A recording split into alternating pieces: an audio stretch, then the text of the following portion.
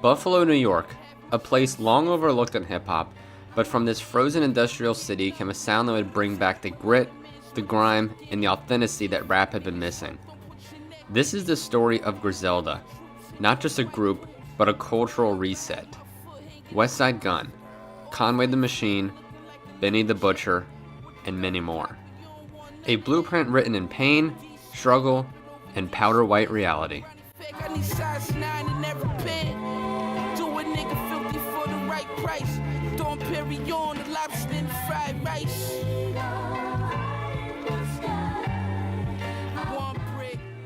Chapter 1, Griselda's Origins, the Buffalo Blueprint.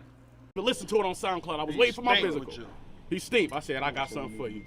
I did 17 bullets. I sent it to him free first. Northern Light 777. Yep, Bobby. Yep. Bobby Lima. Yep, Bobby Lima. Yep. Bobby Lima. Yep, Bobby Lima Jr. Buffalo isn't just cold, it's cutthroat. Once a booming industrial hub, it became a forgotten American city. Jobless, struggling, violent. But it's here, in this crucible of adversity, that Griselda was born. Westside Gunn, born Alvin Worthy, was the visionary.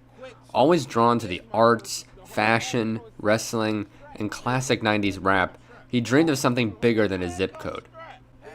His brother, Conway the Machine, had the lyrical venom, battle-tested from both the streets and a near-fatal shooting that left him with Bell's palsy.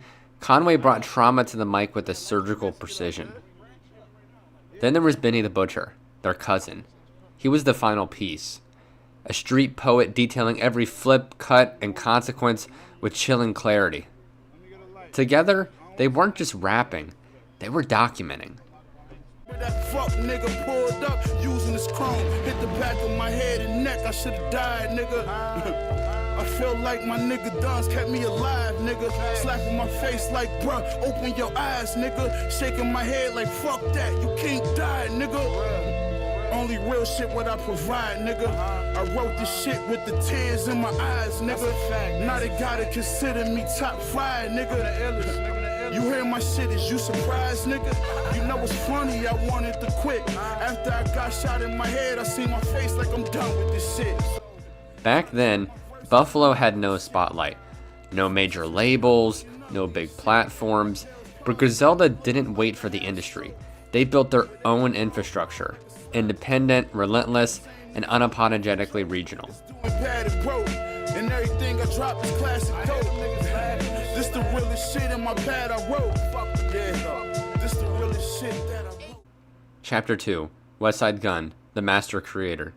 Different, you know what I mean? You gotta understand we got a little age on us too, so we went through the heavy drug phase of Buffalo, you know what I'm saying? Family was, was tight, you know what I mean? Growing up different, you grow with your cousins and your brothers back then. Everybody on the weekends, you with your family. It ain't like that no more. Family ain't family. Yeah, everybody's family scattered. Because guess what? Our parents is partying. That's why you with your cousins. Right. Because your parents is partying, you know what I'm saying? So they turning up. You might be upstairs. That shit might be jumping downstairs. You gotta understand, when I grew up, that was Conway. That was Benny with me. You know what I'm saying? Right. That was Sheen Gun. Man, welcome to the Albright. I don't even show this house off. But welcome to the Albright, crazy All Peach. Westside Gunn wasn't just a rapper. He was an architect. Influenced by the likes of Ghostface Killah, high fashion, and wrestling, Gunn created his own world. The Fly God persona wasn't just an alias, it was an ethos. His famous ad-libs became rallying cries. His cover arts, often abstract and eerie, stood out in a sea of generic Photoshop jobs. Should we even get into his ear for beats? They're surgical. Gunn sought out producers like Derringer, Camouflage Monk, and later Madlib and Alchemist to build a new sound, his own sound. Lo-fi, eerie, minimalist, and soul-drenched beauty. Westside made art out of trauma, luxury out of struggle. In fact, Westside was such a unique character that there are memes and constant posts made just about what Westside Gun would do on this specific track, or imagine if Westside Gun said this specific line. This is just one of the reasons why he and the label have moved up in the world. He positioned Griselda not just as rap artists, but as cultural tastemakers. Chapter 3, Conway the Machine, Lyrical Scars. I ain't who you compared to. Niggas stay away from my release dates, they fearful. Look, give them discomfort like a ligament tear do. When I looked in his eyes, it was visibly tearful. On mics, I turn in the iron mic, get your ear chewed. I knocked one of them old rap niggas veneers loose. If Westside was the brain, Conway was the heart. In 2012, Conway was shot in the head and neck. He survived, but it left his face partially paralyzed. Conway's flow is deliberate, heavy, and almost mournful. He raps like someone who doesn't have time to waste a syllable. Albums like Reject 2, Goat, From a King to a God showed that he could spar with anyone. Street rap or lyrical elite, big or small, did not matter. Conway had the lyricism. Way worse, this shit worse than bad. The whole city sad, cause you ain't really fully get to reap the benefits from all the work you had put in for 30 years. You was just getting in your working bag. As Ricky Hyde would say it, shit was just starting to get beautiful. I wrote this while getting dressed for your funeral. And I hope heaven got a studio thinking about all the lives, including mine, that you impacted. Conway's verses are like war stories. Not glorified, just honest. And that honesty made people listen. Shots I survived, you recorded me and helped me get confidence in my stride. Remember we fell out and had words that resulted in me throwing punches. See you a few weeks later at Jamie's spot. We ain't speak like we ain't know each other when we close as brothers and life too short to be holding grudges. Chapter 4, Benny the Butcher, the street narrator. The bank having somewhere buried in fields. Before I rob, I ain't accountant in charge of paying my bills. Face a death jam, and we plan on changing the score. This time around the street shit. Benny's rise was about precision. Where Conway brought the lyricism and emotion, Benny brings the detail. Every bar with Benny feels like a court case. Tana Talk 3, produced entirely by Alchemist and Derringer, was a landmark. Then came The Plugs I Met.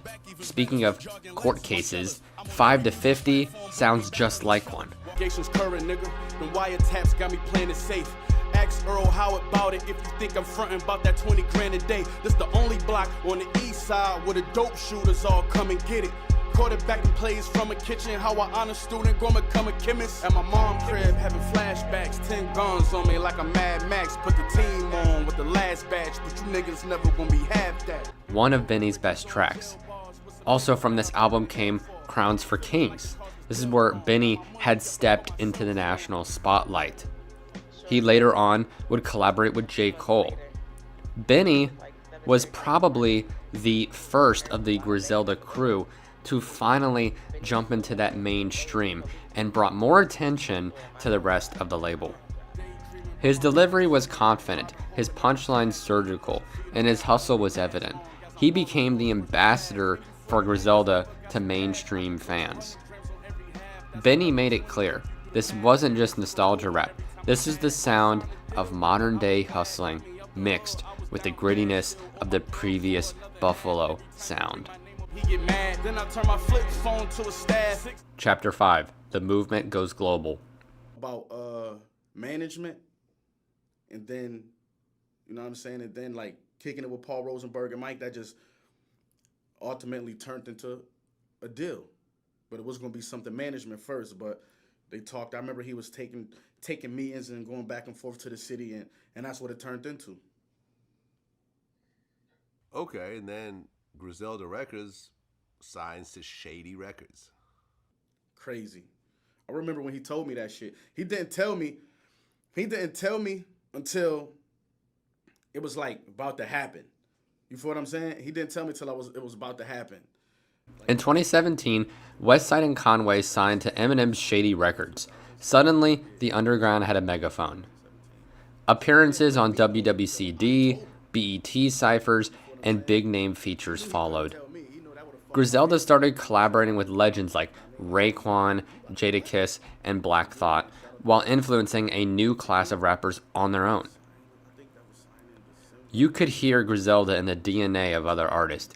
Boldy James, Stove God Cooks, Rome Streets. The sound was spreading and becoming its own. Chapter 6. The Griselda Family. It's your girl Imani Caesar. I got the game with me. We live at Red Bull Spiral. Let's get it. Hey yo, GPS say I'm 3 away, be there in 2. Rich bitch, I don't follow shit, I make the rules. Phone on D&D, I hit you back, I'm making moves. He a gangster, I'm a gangster too, we gangster boo. Big boss. Yeah, I'm the one bitch not. Griselda wasn't just a boys' club. Armani Caesar, the first lady of Griselda, brought sharp lyricism and fashion-forward energy to the camp. The Liz was a breakout moment, showing Armani could go bar for bar and bring a new edge to the Griselda catalog. Other names like El Camino, Makhami, and affiliates like 38 Special showed the depth of the movement. But Griselda isn't just 3 people, it's a galaxy, and its stars shine in different hues. Boldy James, from Detroit, joined the family and brought the ice-cold precision. His albums with The Alchemist, especially The Price of Tea in China and Bo Jackson, made him a favorite of the Griselda crew. Boldy doesn't raise his voice. He doesn't need to. His calm delivery makes his bars feel inevitable. Not to mention his insane work ethic post-crash. Makhami, the mysterious Haitian-American lyricist, was once close to Griselda.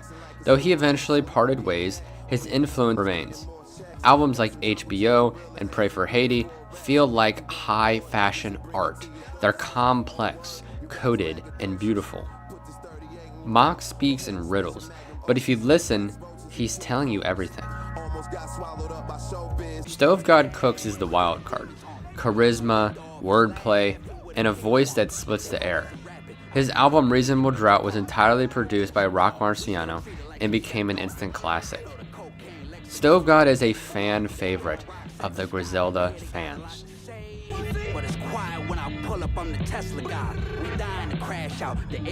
He is known for being able to be on any track and making it a 10 out of 10.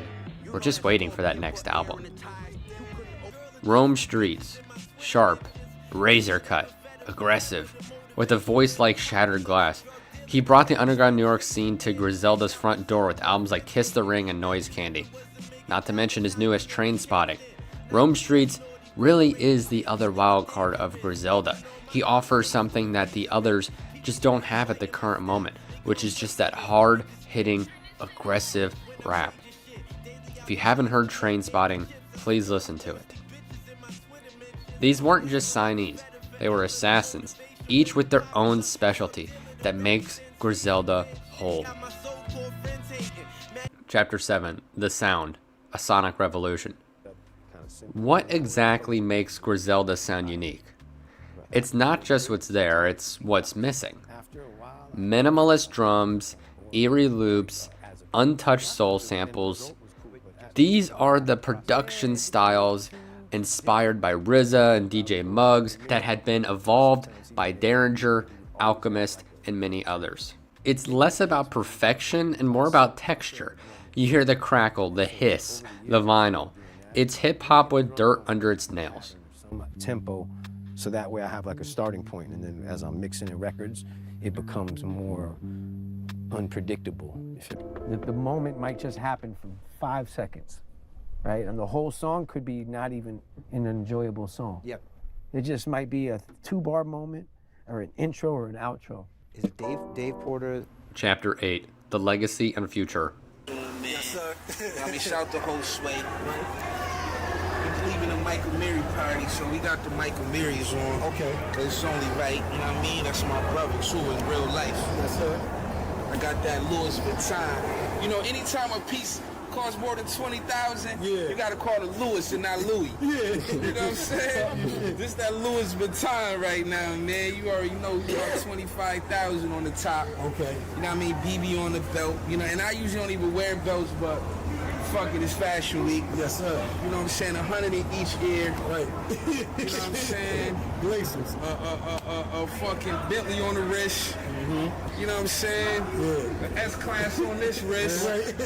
You know what I'm saying? Yeah. A condo in Jamaica on the neck. Griselda brought rap back to the corners. They made pain poetic, and they turned Buffalo into a cultural landmark. Their merch empire is fashion forward and street certified. Westside Gun creates art exhibits. Benny launched Black Soprano Family. Conway founded Drumwork Music Group. It's clear that Griselda has evolved into an everlasting future that is continuing to be built upon. Their influence is everywhere, from Tyler the Creator and Drake giving props to the entire subgenres emulating their style. But through all the evolution, one thing remains true.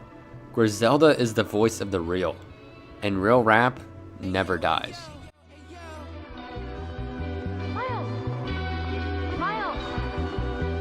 Hey yo, the innocent smashed the P.